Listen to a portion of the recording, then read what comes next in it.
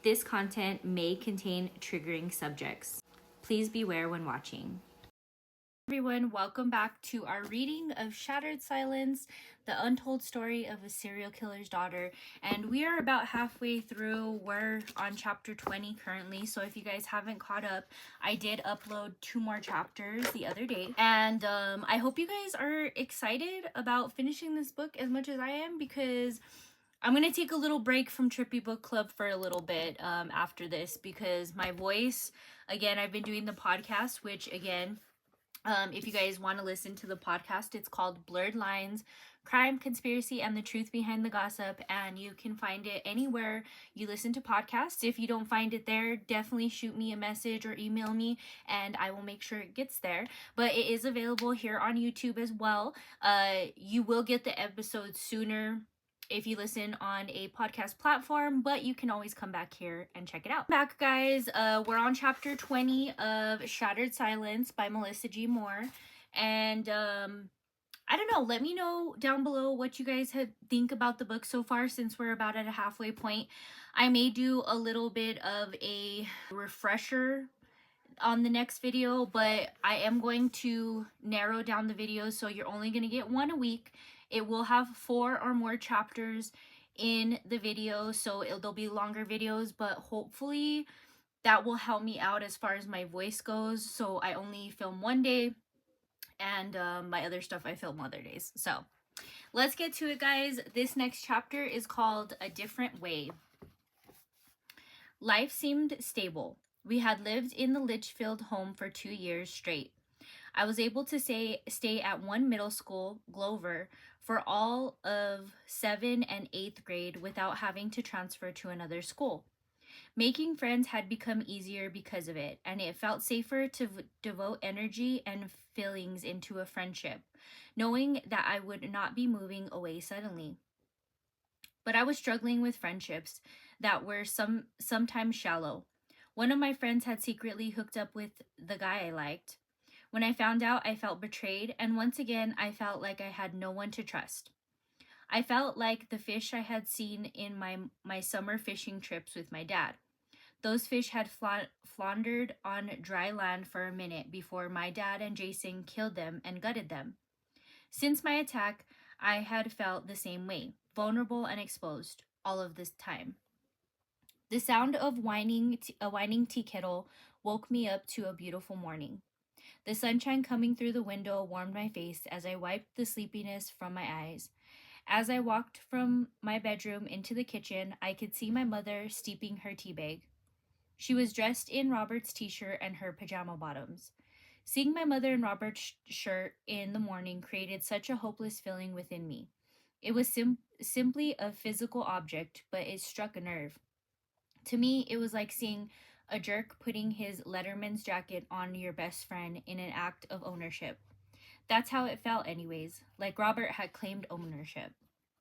The toast popped out and I could hear her buttering it, making the toast crackle as she spread the butter. "Did you sleep well, Melissa?" my mother asked. "Yeah," I replied sluggishly. "I just don't know what I want to do today." I didn't tell her out loud that I had one of 2 choices: either stay at home where I was a prisoner in my bedroom so Robert couldn't dominate my every movement, or I could leave for the day. My dilemma in leaving was that I did not have any nearby friends to hang out with. My classmates from 8th grade lived a few miles away, and I did not have a way to get out to their home. My brother and sister had developed neighborhood friends to spend their summer afternoons with while my mother was at work. She took a wooden chair out at the table and sat down next to me. I saw her space off into a mental agenda. I decided to eat while I thought about my own options for the day. I got up and opened the cupboard, hoping to see I got up, opened the cupboard, hoping to see new choices for breakfast. Instead, there was the usual 2, bread or plain Cheerios. I grabbed the generic box of Cheerios and poured them into my bowl. Between dripping spoonfuls of cereal, I attempted a conversation. "What time do you go to work?" I asked, hoping beyond hope that she didn't have to go. That, of course, was wishful thinking. "In an hour or so," she answered. still staring into her tea. I could tell she was looking forward to the day about as much as I was. Suddenly, she changed the subject and perked up. Are you looking forward to our Oregon coast trip in August? She asked. I think it will be the perfect time to go. The weather will be great. Like me, my mother tried to make herself look forward to the fruits of her labors. I can't wait, I answered, getting into the spirit of it. It'll be so much fun, and I'll get to see Gavin. Thinking about him made my day a little brighter, but I could still hear Mom's husband snoring, all the way from the bedroom into the kitchen. I knew I could not stand to spend a whole beautiful day wasted in my room. I liked listening to CDs and trying new makeup techniques to make me look more like a model in my 17 magazine. But this was a day to be enjoyed, not endured. So, I don't know why she has such a. I mean, like, I guess you are a teenager and it's like understandable to have a little bit of a problem with your mom's new boyfriend, especially going through a divorce and all this stuff. But at the same time, it's real like petty. Like the way she says like, "Oh, she's wearing his shirt." It's like he owns her. Like where does that come from? Where does that mentality come from? You know what I mean? It's kind of weird to me. I don't know. The problem with staying in the house was that it became difficult to leave if I changed my mind. I would have to ask for permission in Robert's notebook before I could get his approval. Then my mother offered up a brilliant solution: swimming. The Shadle pool was just a mile away, and I could walk there with my brother and sister. Plus, it didn't cost much. It was perfect. My mother finished with her breakfast and left the table to get ready for work. I poured the rest of the cereal down the drain. In our bedroom, Carrie was just waking up. She looked so cute snuggling by her little bunny Fufu and her long blonde curly hair all ratted up from sleep. It was the same bunny Fufu from the fateful Easter after my parents divorced. Though it looked very different, Carrie had refused to let the stuffed animal get washed, and she took it everywhere. And I mean everywhere, like restrooms at gas stations. One evening, when I was tired of seeing her dirty bunny, I decided it needed a bath in the washing machine. When it was through when it was through the wash, it looked so bright and new again. She would be so pleased. Then I tossed it in the dryer. A few hours later, Carrie screamed when she thought Bunny Fufu had been taken. I told her I had washed her pretty bunny and it was in the dryer. Carrie rushed to open the dryer door and pulled out a pink melted bundle of fur, somewhat but not really, in the shape of a bunny Fufu. I was shocked to see her bunny in such poor condition. I knew it was my fault. My sister cried all night, but eventually she got over the new shape of her bunny fur and loved it just the same. I looked through my old white dresser for my swimsuit and an outfit to wear as I told Carrie my plans to go to Saddle Pool.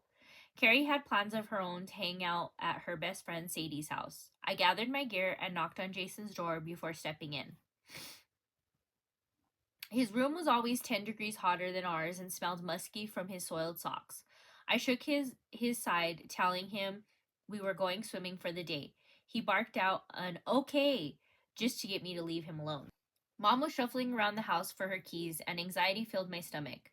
The moment she walked out the door, we were subject to whatever Robert told me and my siblings to do. My mother looked polished and in her black slacks, shiny belt, and white blouse. She already had her Montgomery Ward's name tag attached. Well, I better get going now, she sighed under her breath. Give me hugs. As I hugged her, I instantly wished she could stay and protect us. When the summer days got hotter, so did Robert's anger. Just as you could feel the temperature rising, so it was with our home. We would start to tread a little lighter, watch our actions and what we ate a little more closely. You could never know what simple actions could set the man off, so we were constantly tense in anticipation of it. I tried in the past to prevent the episodes of his abuse and anger, but there was no common thread for every outbreak of violence. Once I ate the last slice of pizza and that he was banking on for lunch the next day. I didn't have any idea, but as I gobbled it up, I suddenly saw Robert shoving my mother into the wall for my perceived selfishness. Just as Robert's reign of dominance controlled the family, so did my mother's helplessness. Over the months, my mother's will decreased as Robert's temper increased, causing her to be in a paralysis of will. Sorry, causing her to be in a paralysis of will. In her brown eyes, I could see sorrow for what had happened to her life. Where she used to guard us from her feelings, I could openly see shame and an overwhelming amount of fear. And if she left, what kind of future did she have if she was divorced from two men? Robert had convinced her no one else would have her, and in addition, he had conditioned her to take responsibility for the abuse he inflicted upon her and her children. As my mother remained trapped inside the abuse, I remained helpless to prevent it or change my environment. All I could do for the day was make a choice about where I wanted to be. When people glimpsed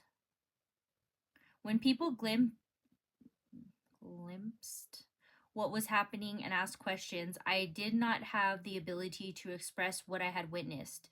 To me, it seemed like progressive torture. Over their dating and marriage, Robert slowly broke her normal response until she no longer knew what normal response to give. My mother had become conditioned to second guess every action until she had given up her confidence and conducting her own life and steering ours.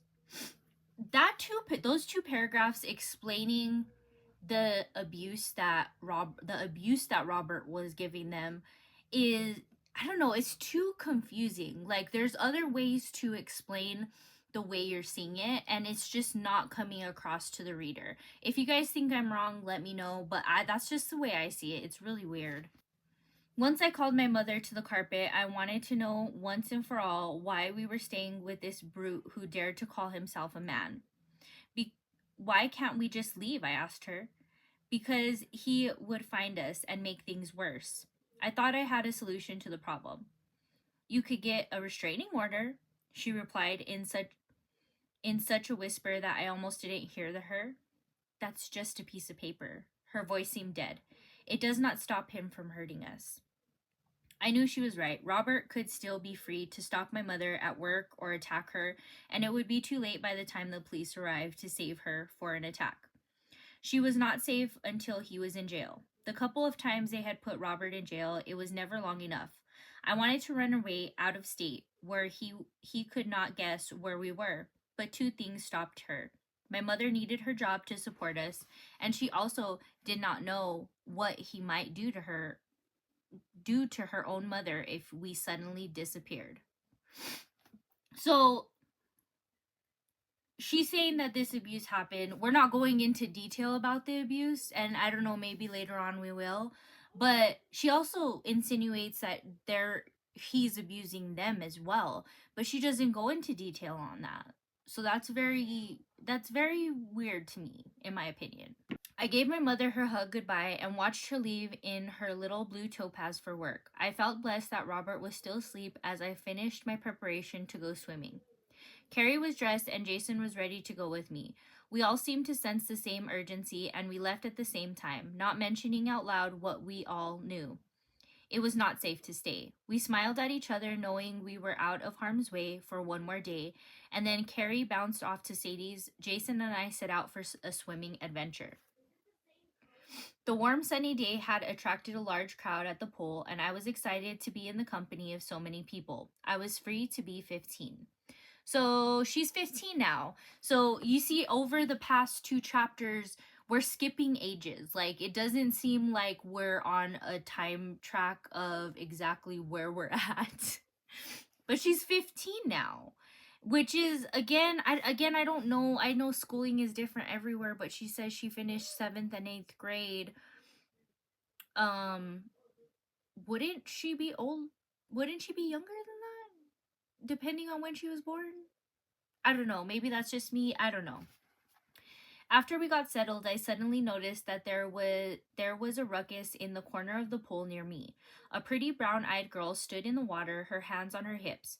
She was thin and naturally toned, but the thing I noticed most was how she was speaking her mind to a guy in the corner of the swimming pool.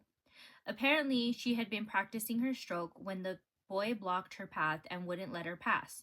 She was letting him know just what she thought about that, and his face turned bright red, visible even beneath his lightly tanned skin. The tone she had used was stern yet sarcastic. I had never heard a girl standing her ground like that before, and to me it was entertaining and enlightening. I was enjoying her I was enjoying her diatribe until she saw me observing her. I quickly turned away, pretending that I really hadn't been eavesdropping. I figured that my grin had probably given it away. A few minutes later, I noticed Jason speaking to the girl about his age, who was standing next to the headstrong girl I had witnessed earlier. My brother pointed me out to the two girls, and they all began heading in my direction. Jason introduced me to them. The younger girl was named Summer, and her older sister's name was Heaven. I was a little intimidated at first, but Heaven was gentler with me than she had been with the boy. She told me she was just a year older than me and that she was going to North Central High.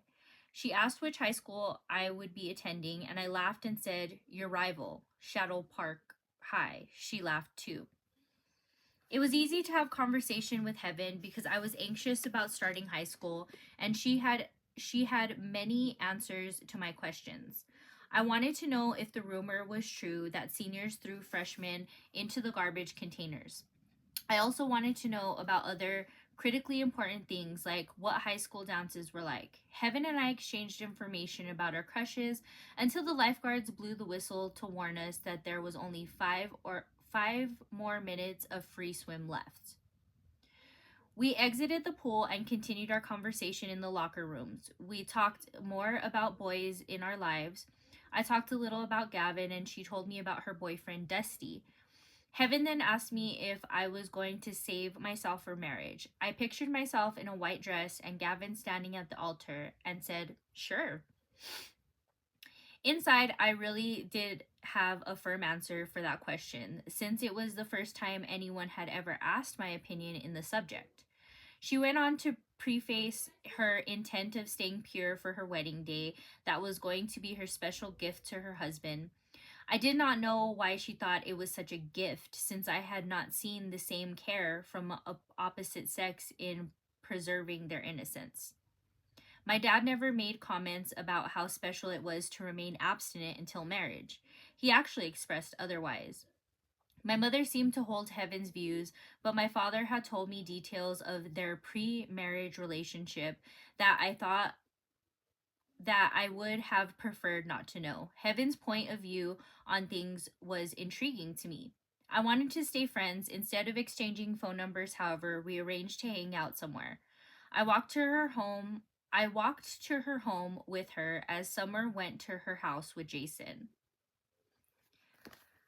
The way this book is written is so confusing, and that's part of the reason that I hate reading it, and I don't I'm reading this for y'all, and also for me for future podcast reasons. But the way this book is written is just so it's the reader doesn't enjoy it. Like, I'm not picturing things in my head. It's confusing, convoluting, and very like, wait, what happened to when you were 13, 14, and now you're all of a sudden 15? I don't know. It just, and there's so many errors. Like, it doesn't seem like this is the way you would format a paragraph. But again, just my opinion. Even though the walk was 3 miles, it did not seem long, since I was fascinated by Heaven and our conversation along the way. She was stern in the way she was stern in a way that she was very black and white about her opinions, but her honesty was refreshing to me. She seemed just as interested in me as a friend as I was in her, and that too was most enjoyable. Heaven asked if I was going to church and what my beliefs were. I explained that I grew up Catholic, but that we did not attend any church now. She said she had plans to be picked up by a church leader later that evening for youth group, and I asked she asked if I would like to come. I had never heard of youth group and was curious to find out what kinds of things happened at one. I was also excited to meet more girls who would be going to high school with me in the fall. I was surprised when We finally got to her home. The outside of it was an old Victorian house that was neighbored by craftsman styled bungalows. Her home sat right next to an appliance store called Fred's, and her backyard was close to a Greek restaurant. Inside the house was the most Inside the house was most shocking to me. In many places it had been torn down to the studs. The steps were just plywood and the bathroom had cardboard for sheetrock. It was a stark contrast to the heavy clawfoot tub and the thick paneled door with a fancy glass knob. The living room had television and an antique couch that was red and long. It was placed against the living room window. The kitchen in her house was small and outdated. There were dirty dishes on every inch of the countertop and flies buzzing around. Loud, hard music filtered down through the floorboards from upstairs.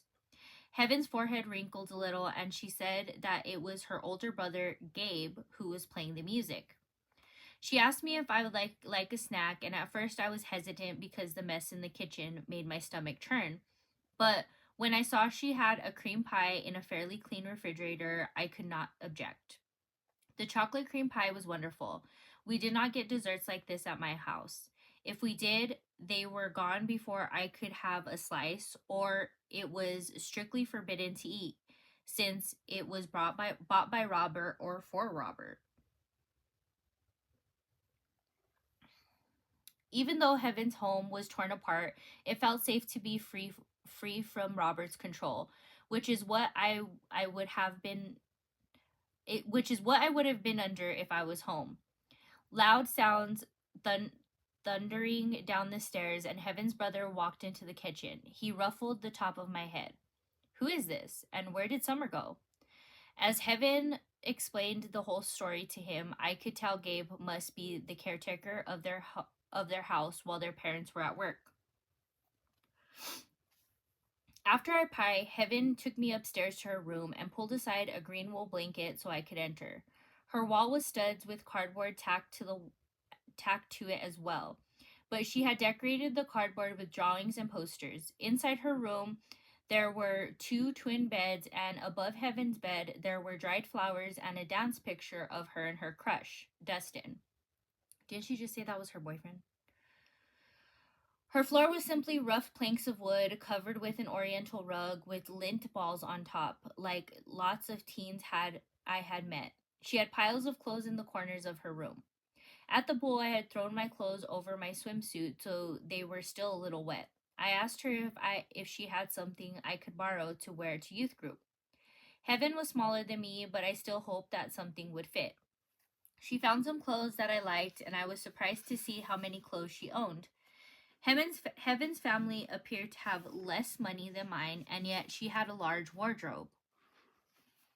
So, okay, so let me say something about this is I don't know if a girl lives like this, and we've seen this many a times, if somebody really lives like this, they're going to be embarrassed to take you to their house, one.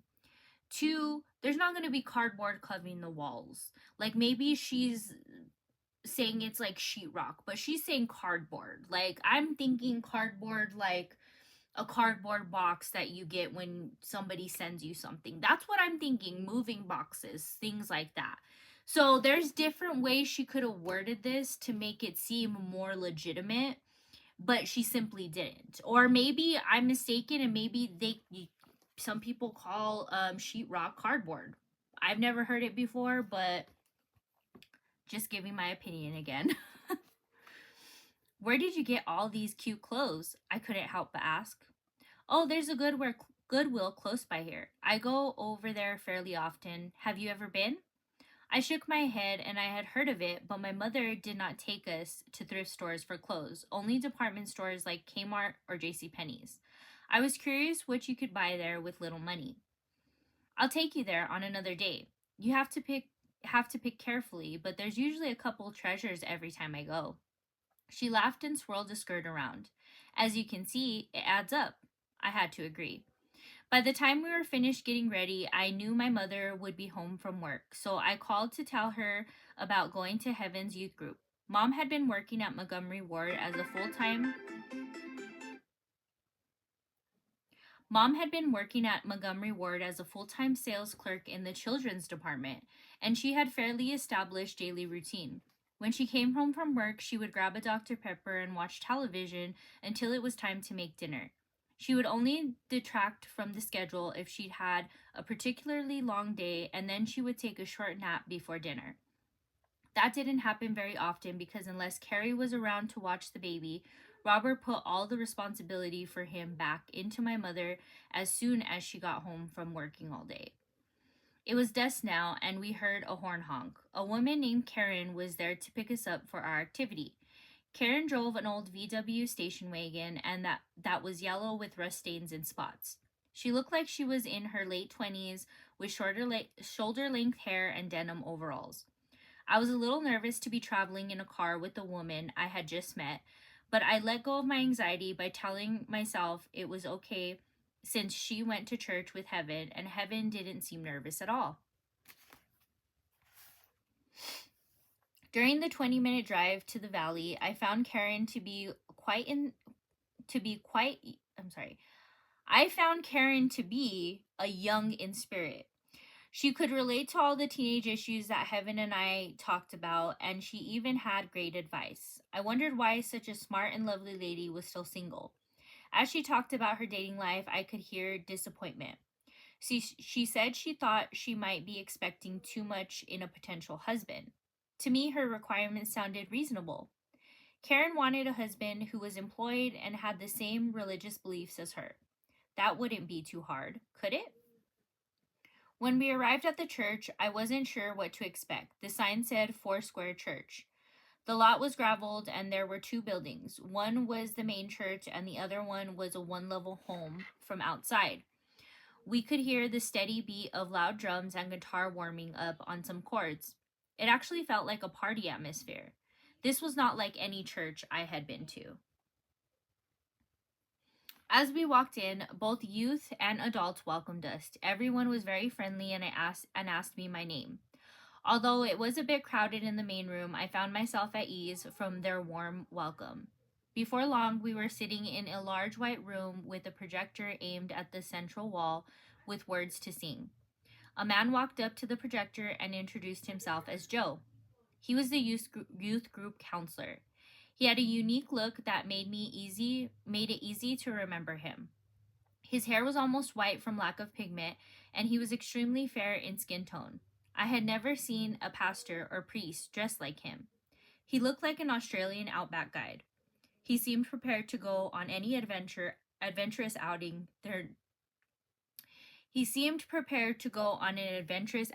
that nature might offer him. After Joe's introduction, the group of young adults quickly went into singing mode. They stood up from the chairs and sang along the words on the projector while the band played the music. It was a new experience for me to see teens swaying their arms upheld as they whispered, "Thank you, Jesus," and "I worship you, Lord," with their eyes closed. I was unsure how to participate. Everyone was a new acquaintance to me, so I didn't feel like closing my eyes just yet. I also did not know why they were thanking the Lord. This was such a different environment from the church I went to back in Yakima and even the one in Spokane. I had assumed this would be like our church, where you were expected to be extremely quiet, where only the clergy would speak, and sometimes that was in Latin. Suddenly, I was in the church where they were freely worshiping without any rules of conduct. The more they swayed their arms, the more intense their worship looked. I had never known there was more than one style of worship. I was amazed, but didn't say anything to Heaven. The youth pastor began to talk after the music faded. He talked about how we needed to be saved and baptized to go to heaven. I thought I had been baptized as a baby, but I sat there and wondered, am I saved? When I was dropped off at home later that evening, I greeted my mother as usual, but then I paused. Am I saved, Mom? She looked a little amazed. Yes, dear. Why would you ask that? I explained that evening's events, and she then told me I had been baptized as a baby into the Catholic Church, and that even I had a godmother.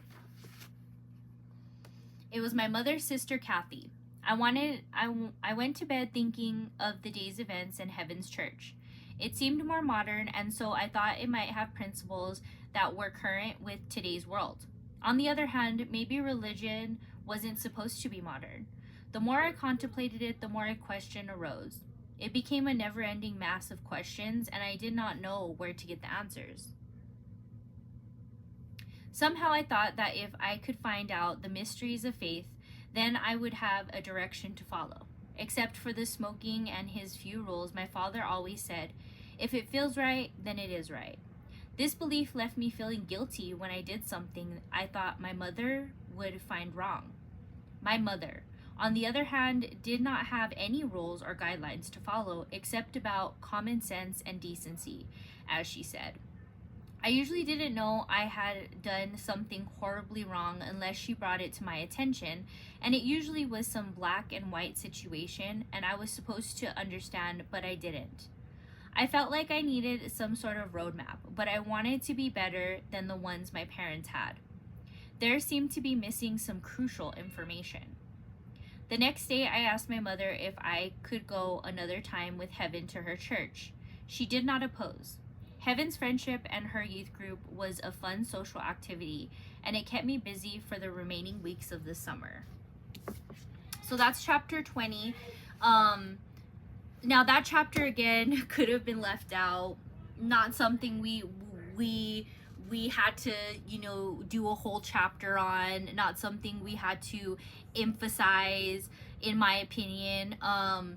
I know she wants to talk about her faith and stuff like that, and she wants to talk about friendships she's had, but all in all, this just says that this book is not friendly to the reader.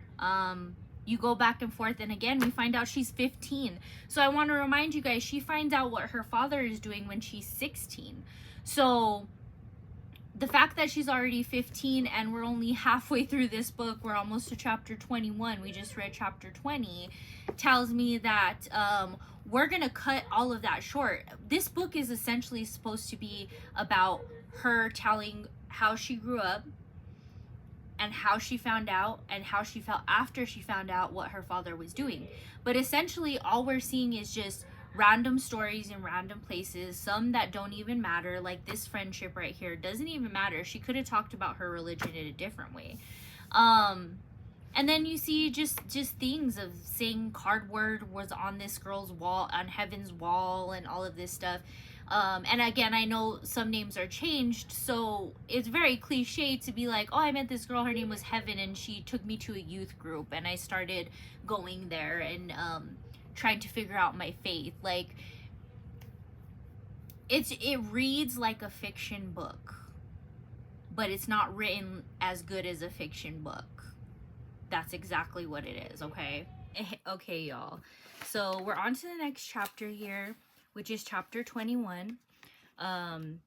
Sorry if I have a different look to me.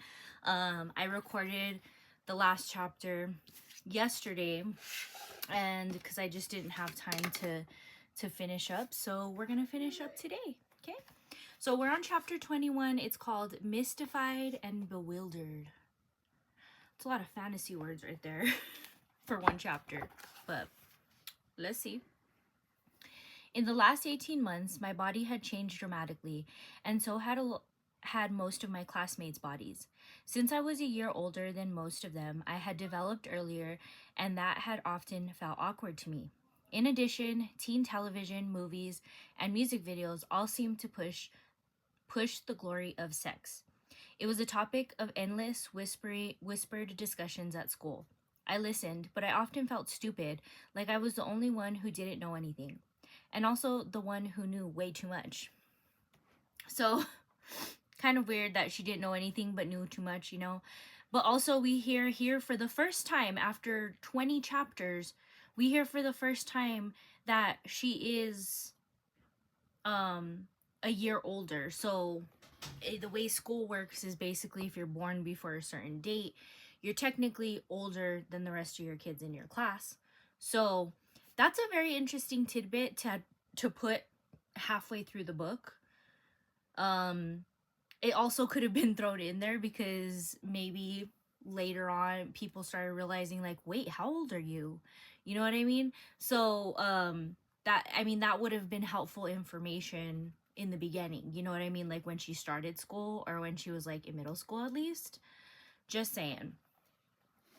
At home, it was the same, especially because I had two critical, divergent messages taught to me by my parents concerning sexuality.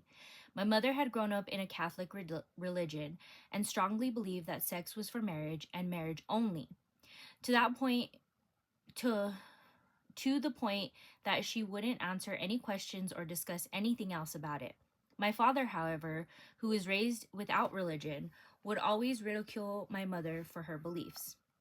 By the time he had grown to care for By this time he had grown to care less and less about what anyone else thought, and his behavior and his words spoke volumes about his developing belief system and where he was coming from. Don't listen to your mom's prudish set ways, Dad told me. That's why we're not together anymore. She wouldn't, and I would tune him out. It feels good to do it, he said over and over. But I had completely drowned it out. I couldn't stand to listen to him talk about my mother like that. It was hard enough that I struggled because I couldn't talk to her, couldn't get her to open up and talk to me about anything real or intimate. She commented on the weather, school schedules, or superficial happenings at her work, but that was about it. Most of the time, she lived in her own little world, and my tentative questions made her turn cold, change the subject, or walk away. Again, we're seeing that her mother isn't present. You know what I mean? But yet, there's other instances where, like, again, watching, like, certain shows, there's a episode of, God, I don't even know what it is. It's on A&E, and I actually watched it on YouTube.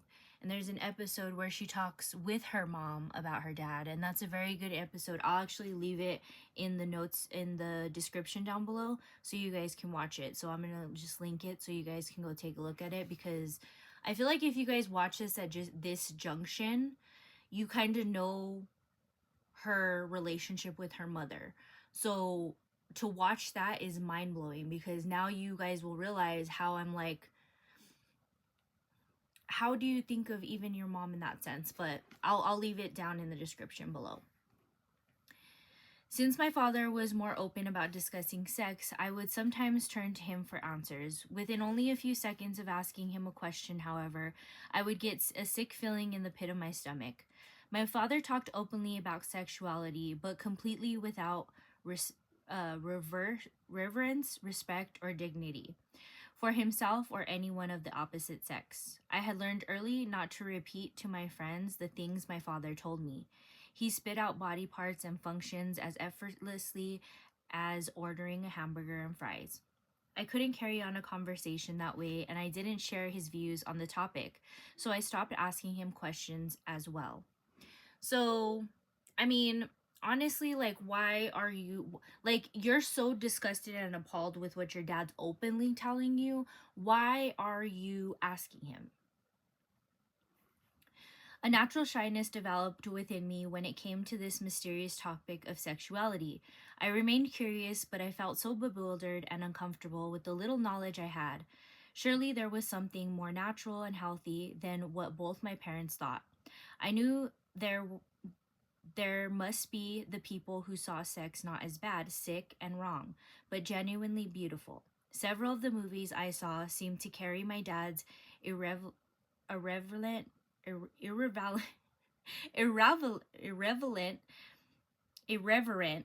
irreverent point of view.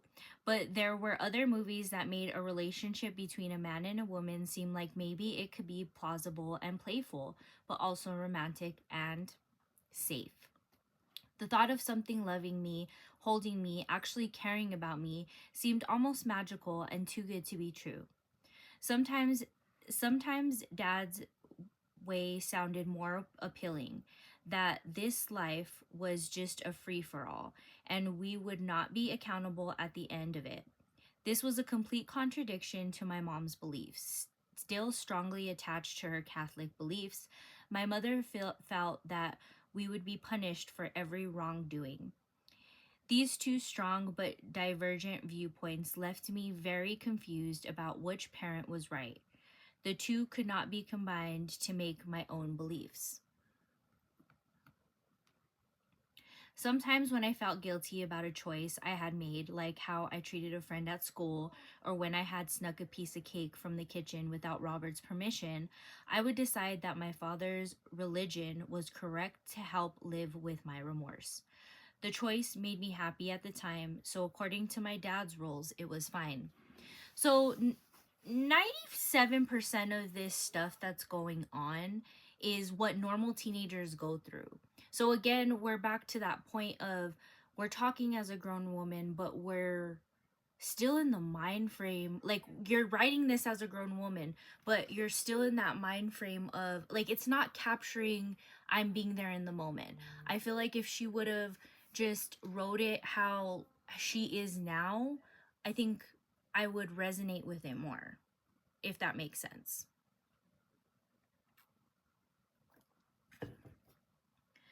One evening, my mother and Robert left to go with some friends. The three of us children were left alone for a few hours. With Robert gone, the house felt peaceful and safe. I thought about all the foods that were forbidden to eat, and then there was the bottle of wine that had sat in the back of the refrigerator for months. It was pink and clearly an off-limits item. The pink color was pretty, that I wanted to know what it would taste like. Every time I opened the refrigerator, it awakened my curiosity of what flavors it held. Did it taste like candy? Or maybe it was creamy, like a strawberry shake. Tonight, with Mom and Robert out of the picture, I prepared to do something I had never done before. My heart pounded as I opened up the refrigerator door and saw the bottle of wine alone in the corner of a nearly empty fridge. It was now mine to taste. Ripping off the foil felt like opening a Christmas present. There was a cork lodged tightly in the neck of the bottle, and I didn't know how I was going to remove it. Just then I remembered the wine opener in my mother's utensil drawer. I twisted the metal into the cork and pulled the lever. It was all mine. I decided to use a wine glass and make the presentation even more enticing. I poured the pale pink wine and looked at the sparkle. The glass was glamorous and I felt like an adult. I lifted the cup to my mouth, being sure to stick my pinky out like a movie star would do. The first taste was bitter. How could this be? It looked too beautiful to taste this awful. I thought my taste buds might have been off, so I took another drink. It was still bitter, but this time I felt a warm sensation in my throat. I took a few more drinks, finishing the wine I had poured into the glass. Sheer disappointment filled me. Now I had an open bottle of wine that would have to explain to my mother when she returned. I couldn't think of a good excuse. I might as well drink some more if I'm going to get in trouble, I thought. I poured another glass, then a third. When I was on my fourth glass, the phone rang. It was my father. I was so glad to hear his voice, I blurted out my secret, that I had opened a bottle of forbidden wine and now I was going to get in trouble. He laughed and was light-hearted in his tone. He promised me that I would not get in trouble if I simply followed his instruction. I was to take the bottle of wine and add some water to it from the sink. Then I was to put the cork back into the bottle and wrap it up with the foil I had torn off earlier. After I assembled the cork and foil, I was to place it back into the corner of the refrigerator and not say a word. They will never know you touched it, my father said. Feeling relieved, I did just what he said to do when I got off the phone. After the wine was back into the corner of the refrigerator, precisely how I had found it, and the wine glass back up in the cupboard, I ran back to my room to lay down. And what were you doing? asked Carrie as she looked at me. Did you sneak some of the forbidden food? Her voice was low and full of drama, and we giggled. Living in the house, we had to find humor anywhere we could so we wouldn't go crazy. No, I said, and looked at her with a sloppy grin. Worse, I tasted the wine that was in the fridge. You what? Carrie asked. Her eyes were wide and full of fear. He'll kill you, Melissa. I fixed it, I said confidently. I didn't tell her that Dad told me it didn't feel right to pass that on to her. I don't say Just don't say a word to Mom. Carrie agreed. Once my head hit the pillow, the room began to spin. The spinning was getting faster, and I tried to bury my head into my pillow face down. It did not help. Now every sound was making my head dizzy. I heard the front door open and the keys being tossed into the end table. Mom and Robert were back earlier than we had expected. I hope they don't suddenly have the urge for a drink of wine right now. My mother came into our room to check on us. I told her I was feeling sick, but that I would be all right. Then she left my room to see if Jason was asleep in his bed. I listened carefully as she walked into her and Robert's room. I was safe from their wrath for now. My father was right. They never did notice the watered down wine. For a while after that, I began to think my father might be right about doing whatever felt good. Dad had brought up a good point. We were not attending any churches, so how did my mother know for sure that she had correct beliefs? Knowing I could drink whenever I do whatever I wanted, that seemed far more appealing. Wasn't that what being happy was all about? I could live life freely from that perspective. Then something within my heart said, use caution. I had been assisted by the voice before. I decided to reserve further judgment and go gather more information. I wasn't done with this lesson yet, obviously. You're not done with the lesson yet, obviously? Okay. Okay. The next time Dad came to the house, it was our usual routine. I knew he was coming before he got there. He parked his truck, played with us, stayed over in Jason's room, brought us food for our cupboards, and took us to the Flying J truck stop for lunch before he left town. This is what we had to hear, the sexual comments about every woman in sight. Every single female was under scrutiny. Anyone waiting on us or assisting us or standing near us was subject to sexual conversation, sexual comments, and sexual analyzation. Then quite suddenly, when we were done eating, Dad's mood would shift. The party was over. Carrie, Jason, and I hated it when this happened. It was becoming a repeating, confusing pattern. Dad would suddenly act like he wouldn't be able to eat for a month because he had spent all his money on us. We didn't know how his finances were, but he always said he paid too much in child support. I could see it on Carrie and Jason's stricken face that they thought the same as me. We're not worth providing for. We're not worth it. When he left, we all breathed a sigh of relief. We were grateful because we wouldn't have to witness his anger for another few months until he came back again to build us up, then destroy us. So that's a lot of sexual, to be like sexual comments, sexual analysis, like sexual, like why use that so many times? First of all. Second of all, so again, it was Carrie, Jason, and I hated that it happened. It was becoming a repeating, confusing pattern. So if it's a repeating pattern, how is it confusing? Because you know it's repeating, you know it's going to happen. It's not very confusing. You know what I mean?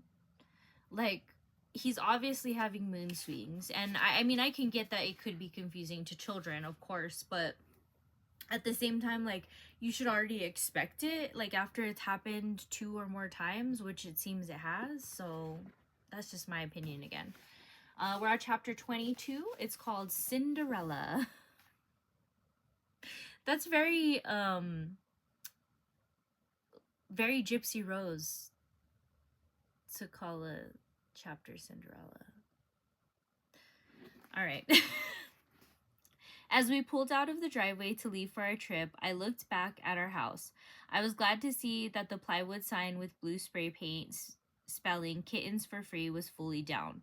The board was the size of a twin bed. I was so embarrassed when Robert put the tacky sign in the front of the house by the large window. This was the nicest neighborhood we had ever lived in, and I didn't like our house looking ghetto or redneck. Okay. My mom's car was not dependable, so she had rented a white minivan.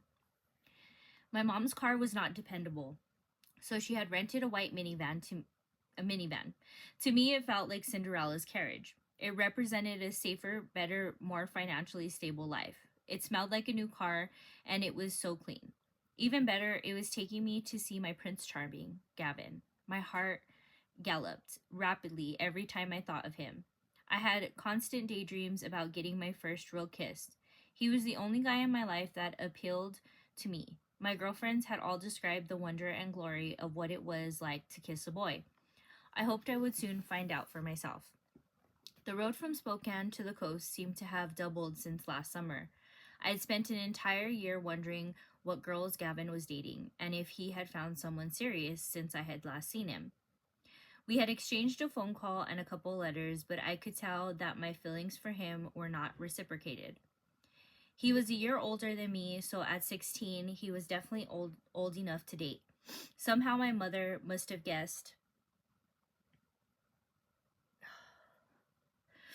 Somehow my mother must have guessed what was on my mind. At one point on the drive, she turned around to look at me. I was dreamily staring out the window. I think he probably has a girlfriend by now, Melissa.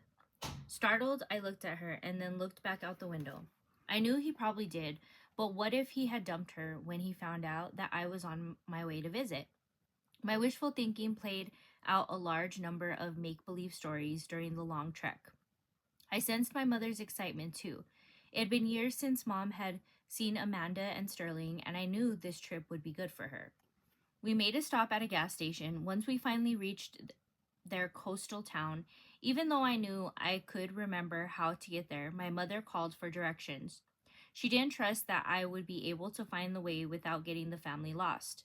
Since Robert was in the van with us, I didn't question it much. Whatever I could do to keep the vacation going smoothly without flaring tempers was best for all of us. Soon we were coming up the drive to their home. Without giving us time to stop the van and open the doors, Amanda and Sterling rushed out with warm, welcoming hugs, smiles, and exclamations. As happy as I was to see them, I couldn't stop the surge of disappointment that Gavin wasn't there to greet me. Amanda told me her son was out at the beach with a friend. Worse still, she did not give a clue if the friend he was with was a girl or a guy. Pulling out the luggage, we dragged it into the house and began deciding on sleeping arrangements. As we were talking, Gavin suddenly came in the door with his new girlfriend in tow. I said my hellos, keeping my face bright and cheery, even though my heart felt like it was made of stone. I told myself not to let this hurt me. He had just been my friend all these years, and nothing had changed between us. Deep down, however, I wanted so much for his feelings to mirror the intensity of mine. I had even turned down a couple of guys wanting to go out with me so I could be free before coming here. My naive heart had assumed he might do the same for me. I quickly shoved those feelings away and was polite to Cindy, his girlfriend. But I was sure my burning cheeks said a lot more. His girlfriend watched me stiffly, suspicion reflecting in her eyes. I excused myself to my room to get unpacked, and Gavin followed me, taking me aside for a moment. "Are you disappointed that I have a girlfriend?" he asked, his eyes intent on mine. I had to look away. "No, it doesn't bother me at all," I replied, with a forced cheerfulness. I was determined to overlook his girlfriend as an obstacle, and instead, I decided I would try to be friends with her. Cindy stayed for dinner, and afterwards, while the adults stayed at the table to visit, the rest of us went upstairs to hang out. On the way up the stairs, I noticed that Robert was signing stiffly. He seemed a little irritated and uncomfortable, and I realized that he was used to having my mother to himself, not having to share her attention much. Gavin's friend Cindy appeared to be feeling similar feelings. As Jason and Gavin started to play video games, I attempted to engage her in conversation. Perhaps by getting to know her, I could see what it was about her that appealed to Gavin, and it would make it easier for me to like her and handle this time together. I found Cindy to be very reserved with me, almost cold, and she answered my questions with that as little response as necessary. When I could see that the conversation wasn't offering much for either of us, I decided to go for a walk and enjoy the beautiful weather on the coast. Carrie asked to come with me. Soon we were approaching a nearby school and seeing a playground, and we decided to swing and enjoy the cool breeze. Suddenly I heard someone walking behind us and turned to face Gavin. He was alone. Hey, are you mad? Gavin asked, and once again his eyes searched my face intently, but this time I didn't have to lie. No, I was just bored. My earlier disappointment was gone, and I was feeling almost neutral about the situation. The breeze on my face and the lingering sun were warming my coldness I had felt earlier. If Gavin liked Cindy, it was absolutely fine with me. My life was not over. I would simply find someone else to like, whether on vacation or back home. Gavin seemed to pick up on the fact that I was losing interest in him. Will you please come back for a little bit? He asked, and I looked deep into his eyes for the first time since he brought Cindy back home with him. I thought about the fact that all year I had been looking forward to being around him again. I couldn't help how my heart started pounding. Okay, I said, smiling. We followed him back to the house. Gavin included all of us in the rest of the evening's games and activities, and I liked how he treated my brother and sister. Before long, it was getting late and Cindy had to go home. As I was cleaning up, I felt her piercing gaze on my back, and a sudden urge of compassion went through me. Of course she would feel insecure, knowing that another girl was staying the night at Gavin's house. No wonder she was reluctant to leave. Not long after Cindy went home, Gavin became more playful and started flirting with me. I'd missed him, but only slightly assuaging my guilt for flirting back. ASSUAGE, assuaged. Don't know what that word is. Again, another word that, again, you can just use a different word if, like, I digress. The younger kids put on the Disney movie Aladdin, and then everyone settled down in the room together to go to sleep. Carrie and Jason drifted off quickly, but it was hard for me to go to sleep that night. I glanced over at Gavin and noticed that he was still awake. Hey, why do you have a girlfriend? I whispered.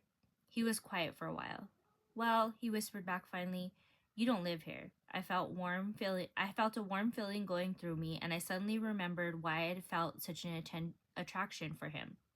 Unlike most people, Gavin seemed to read me easily. Because of that, I knew he could also play with my emotions just that easily. But my fear slipped away, and as his whispers turned into a soft, tender kiss. My lips felt like jelly, and I felt the flutters in my stomach, just as my friends had told me I would. I smiled in the dark when we broke apart to sleep in our own separate areas. Quiet without my thoughts, I transitioned between elation and remorse, knowing I had kissed Cindy's boyfriend. From Gavin's quietness afterwards, I knew that he felt some remorse as well. The next morning dawned bright and sunny like my heart, which felt lighter than it had in years. After breakfast, I asked my mother if we could move to Seaside. I couldn't help thinking about Gavin's comment and that if I was around, perhaps things would work out for us. My mother actually said she might consider moving, and my heart swelled with joy. Later in the day, I partnered with Amanda to help find information that might assist my mother really want. Hold on. My mother actually, let's see.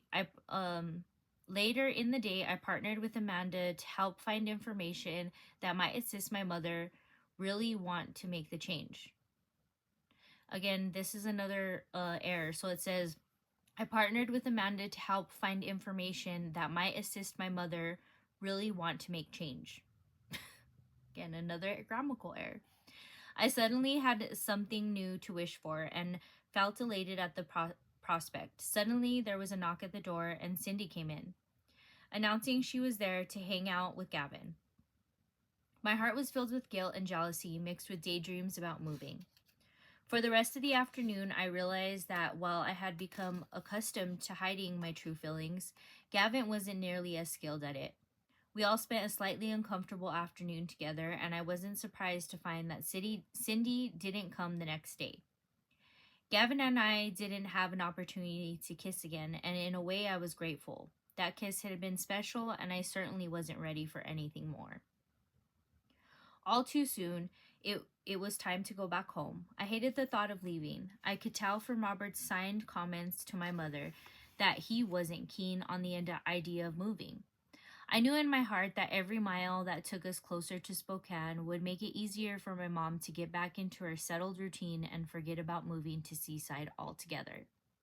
I sighed, already missing the fresh breeze and the beautiful scenery. I missed Amanda's loving conversations and the way my heart skipped whenever Gavin was in the same room with me. I knew that life would go on and eventually I would get over it. I always did. Still, a strange foreboding filled me, and as much as I wanted to blame it on the changing scenery or on the simple fact that we were heading back to Spokane, something didn't feel right. I put my head down and tried to picture Gavin's face, to remember his tender kiss, but I couldn't shake the dark feeling that something was wrong. Something in my life was about to change forever. We drove back home to our house on Lynchfield Street, and Mom was disappointed when she had to return the minivan and drive our old car back home. I felt kind of like my Cinderella carriage had turned into a pumpkin and that it had smashed. I'd had a wonderful summer for the most part, so why did I feel like I was under a dark cloud? I started classes at the Saddle Park High School. Amanda had mailed a thick yellow envelope of information about moving to Astoria. My mother did not seem eager to look into the move any longer, and she didn't even tell Amanda that we were going to stay in Spokane. I was embarrassed that she just dropped the subject and left Amanda in the dark. One night, just before bed, our father called. He got on the phone with me, and at first all he did was make small talk, but I could tell something was wrong. "What's going on, Dad?" I asked him. "You know, you can't hide anything from me." I could tell by the hesitation on the phone that he was struggling, but I was not prepared for what he said next.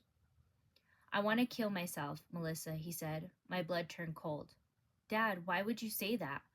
I asked him, trying to break out of shock. I needed to be calm so I could talk some sense into him. "I would be better off in prison than I am now, honey, because they would feed me and give me dental care. I wouldn't have to make child support payments. I just can't make it anymore." I began to cry, and once again, I was responsible for making someone in my life miserable. It was my fault my father had to make child support payments. Worse still, he was going to kill himself over it. "Dad, this is not the answer," I said, crying. "We need you. Things will get better. I promise." We talked for a little longer, and I reminded him of the great memories we had created. I told him about the special place with him and Carrie and Jason on the beach under the stars. I knew then, Dad, that there is always a better day if we choose it. It's a matter of choosing it. Can't you choose it? Can't you choose one more day of living and give it another try? For me? Please, Daddy, please? He didn't promise, but he said he would call me later that week. I hung up the phone and went to my room crying. My mother had overheard me, and she came in and asked what happened.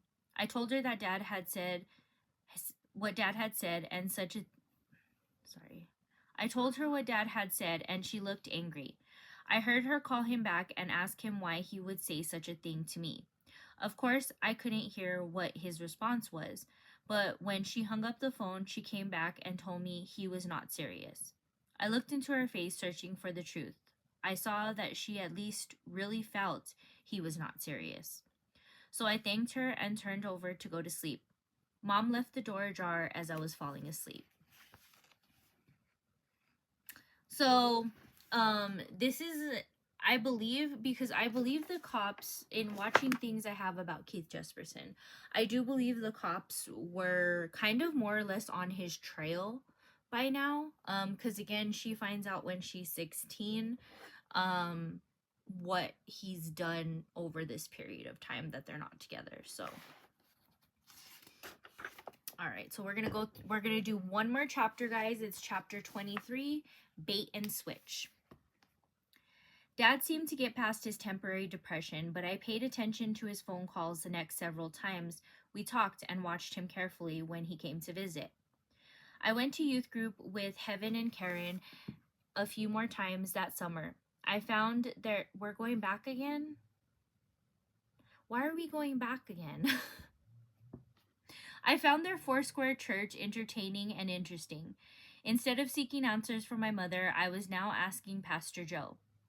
It was giving me some direction when otherwise I would have remained in the dark. What was hard for me was that for some of the questions, even Pastor Joe did not seem to have the answers. Before long, I was going to my first day of class as a freshman at Shadle Park High School. Again, didn't we just say that she just went to her... Maybe I'm confused. I don't know. I was nervous about the change, even though I had gone to an orientation earlier. Some faces were still familiar in the crowded halls. Science was one of my favorite classes, second only to English, the last class of the day. Fascinated to discover how other people lived through stories, I loved English. Fascinated to discover how things worked, I enjoyed science. I thought perhaps my love of science was passed down through my mother's side, since my uncles were chemists and engineers. Then again, my grandfather, Francis, had been a world traveler and served in the Peace Corps. When she would open up to tell a story, sorry, that was a grandmother, Francis. Sorry about that. When she would open up to tell a story, she would do it skillfully and felt like I was really in a distant land experiencing what she went through. In my sixth period English class, I paid attention, sometimes observingly. It was there that I became acquainted with a young man named Sean. I had no strong feelings when I first saw him. No idea that this person would affect my life in such a dramatic fashion. The first time I saw him, Sean was joking and laughing with some other guys in the front row of seats. In spite of myself, I enjoyed hearing his wisecrack remarks. While he was not extremely handsome, he was easy on the eyes. As I got to know him, his sense of humor added to his appeal. Sean was about 5'6" and very lean because of his passion of rollerblading. I found out that in order to pay for his expensive gear, he worked a paper route in the neighborhood by the high school. Instead of riding bikes, he would rollerblade in the streets, throwing the papers on the doorsteps at dawn and doing amazing tricks on the sidewalks. Sean also appeared to have a passion for the latest technology. Pagers had just come out and were all the rage. He was the first kid to own one at our school. Rumors flew that he was a drug dealer, since no one could understand how he was able to have that much money when he wasn't even 16. He didn't seem to mind the rumors and didn't rush out the rival to reveal himself as a paperboy. Over the next few weeks, Sean and I struck up a friendship, and I began to talk after class. I enjoyed being his friend and left it at that. One day he asked me to the homecoming dance. I was flattered that he had asked me, but I was not prepared for how my friends would react. "Melissa, no," exclaimed April. Gretchen looked at me horrified. Gretchen looked at me horrified. "What?" I asked them. "I think he's kind of cute." "That's not what I'm talking about," said April. "He is kind of cute, I guess, but that's not the problem." "He's been in trouble, Melissa," whispered Gretchen, looking around to make sure no one heard her. "He's been in trouble with the police." "What for?" I asked. And I couldn't imagine the friendly, funny guy in any trouble with the law. Gretchen looked around again, then whispered in my ear, "He vandalized someone's car. And he got in trouble for assault, though no one seems to know why." I wondered if that was another rumor like the stupid, unfounded gossip about drug dealing. "How do you know it's true?" I asked. They couldn't tell me except that they knew he had served time in a detention facility. "Well, I don't think it's a big deal. Besides, it's just one dance," I laughed. It's not like that. It's not like I'm going to marry the guy or anything." I thought about how young my mom was when she married. I knew that she hadn't dated much before she met my dad. I'd always figured I would be dating a lot, so I would have plenty of experience and knowledge of guys before I trusted one enough to marry him. We want to experience things with guys. Does that remind you of somebody? Just saying. Since my friends were so worried, I agreed to spend all my time with Sean in a public place with lots of friends so I would be safe. The night of homecoming, April, Gretchen, and I all met up with our dates at the football field to see the game, and then later we went back to the high school for the dance. The combination of the scent of fall leaves and Sean's cologne was romantic. So far, Sean had been a complete gentleman. He had opened my door, paid for the dance tickets. I did not tell anyone, but I wouldn't have been able to attend the game or the dance if I had to pay for the tickets myself. My family could not afford extras like that. Sean's gentlemanly behavior was becoming more appealing, and his reputation was starting to fade from my thoughts. Soon after the dance, I found myself spending time with him in the late afternoons after school. Heaven was another friend who was not thrilled with my association with Sean. She had heard about his character through her younger sister, Summer. She warned me that he was not liked by many people and that she was afraid for my safety. She'd been having some problems with Dusty, her old boyfriend, and I thought perhaps she was jealous that I had a boyfriend. After all, he had not even kissed me and had only been courteous and gentlemanly. I ignored her advice and kept dating Sean. I felt happy and confident about our relationship. Things were starting to turn for the worse at home, however, and I felt the tension and stress in my mother's relationship with Robert. For some reason, money was getting tighter. Even though my mother was still working full-time at Montgomery Wards, I had seen the signs too many times before, and was a little worried that we might have another move on the horizon. I pushed it out of my mind and did my best to ignore what I was experiencing at home. I stayed busy. Luckily for me, I did not feel the financial pinch personally. Sean was treating me to dinner and to the movies often. We had lived in the Lynchfield home for a few years, and we all loved it there. Surely my mother would handle the situation. I knew she loved that house as much as I did. One day on the bus ride, I suddenly knew what was coming. It hit me before my bus stopped at the corner of Litchfield. I walked into the house, not speaking to Carrie or Jason, and I went right to my bed. They couldn't let this happen. Not again. That night, dinner was tense. I avoided eye contact with anyone. Then the fateful news came. We were moving back to Grandma Frances's house. How could you do this to me? I wanted to shout at my mother. Moreover, I wanted to shout expletives at Robert, who did nothing, not one thing, to contribute to our household. I did not want to change high schools when I had just started at Shadow Park High. I just mastered my locker combination. I knew the layout of the classes. I had new friends and a sweet boyfriend. Life had just gotten comfortable. So, that's, I mean, it happens. And honestly, I think, this whole fantasy of trying to make sure that your life is put together enough but know that feeling. I think that she had already kind of had a feeling that this was going to happen eventually, especially knowing that this guy Robert that her mom was dating was already really aggressive towards the kids and towards her mom and things like that. But that's how things go sometimes. Sometimes you're really good and just things break down, and you have to remember that her father was doing all this stuff and her father was putting her through all this stuff during this time. So it's telling. It's all very telling of where this is all going. And it's a lot about me, I know she thinks about and she talks about thinking about her siblings and stuff like that, but it's a lot of me situation. It's a lot like, oh, I did this, I didn't do this, or this is my fault and stuff like that. So I don't know.